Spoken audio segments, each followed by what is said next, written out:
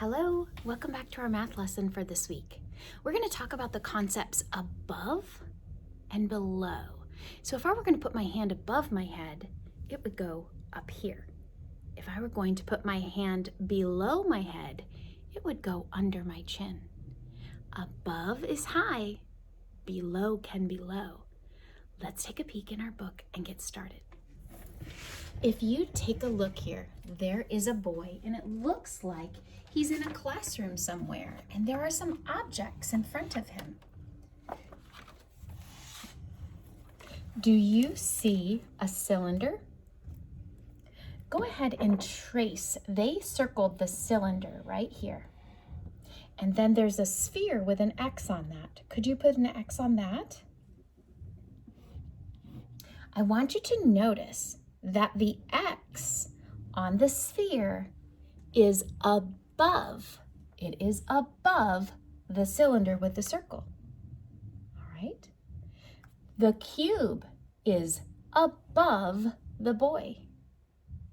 And this cylinder is also above this cylinder.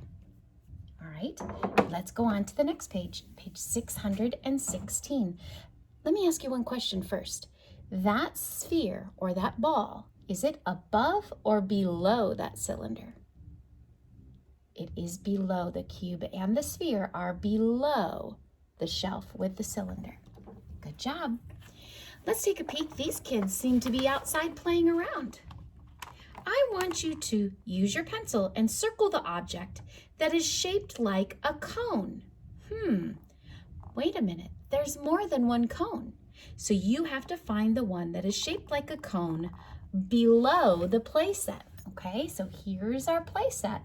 And we're looking for a cone that is below the playset. Do you see a cone below the playset? It is this orange cone. Do you see it over here on the corner? We might see those out on the street or in parking lots to bring caution. So that is the cone. So we circled that cone because it is below the playset. I'd like you to put an X on the object that is shaped like a cube that is above the playset. So here is the playset. Where is the object shaped like a cube that is above the playset? Do you see it anywhere? I think I see it right here. That is a cube. So go ahead and put an X on there. And the last thing I'd like you to do is there is a cylinder that needs to be colored. There are two cylinders. I see one laying on the ground here and I see one in the girl's hand. I only want you to color the cylinder that is above the playset. Is this one above the playset or below it?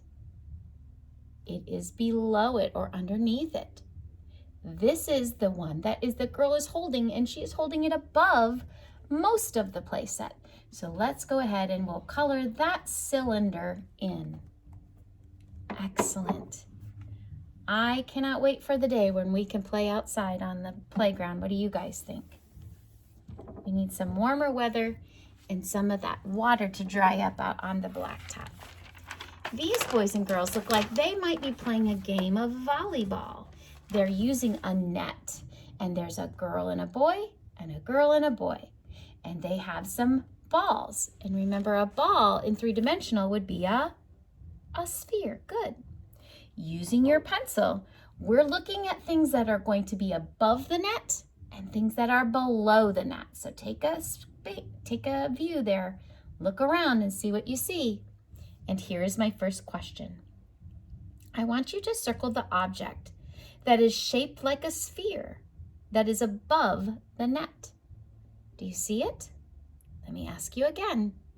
Circle the object that is shaped like a sphere that is above the net. If you circled this white ball, you are correct. Remember, a sphere is a round shape, all curves and no flat sides. And last, I would like you to put an X on the object that is shaped like a cube that is below the net. Now this one's a little bit tricky, okay? I see a cube here and a cube here and a cube here. We want the one that is below the net. Well, I know that it cannot be this cube because this one is above the net.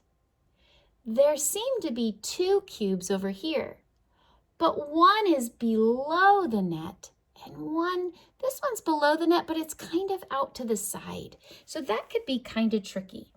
The one that you should put an X on is this one right here because it is below. Underneath is another word for that, below the net. Excellent. And let's go ahead and look at our very last page for today. On this page, you can see they have a net for us. So you are going to draw and show us what you know about real world, three-dimensional solid shapes that might be above or below the net. And then you can tell somebody about it. So I'm going to show you what I would do. My friends know that I love sunny skies.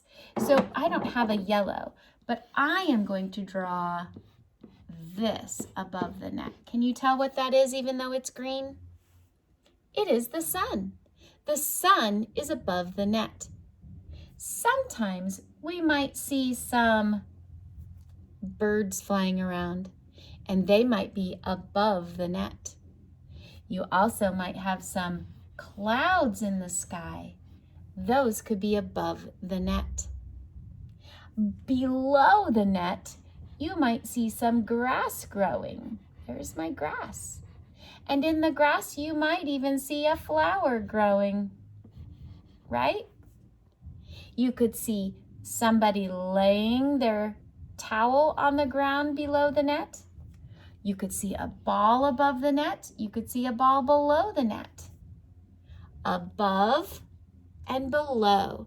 Draw whatever items three-dimensional items you could see above or below, or 2D shapes, or any shape. Now, I only have a few that are three-dimensional. My sun could be three-dimensional. My balls could be three-dimensional. My towel that I said, or a blanket laying on the grass, that would be flat. That would be two-dimensional. All right. Good job. Tell somebody at home about the pictures that you drew and try to use three-dimensional, two-dimensional, or just any object and use the words above and below. Have a great day. We'll see you on Monday in math.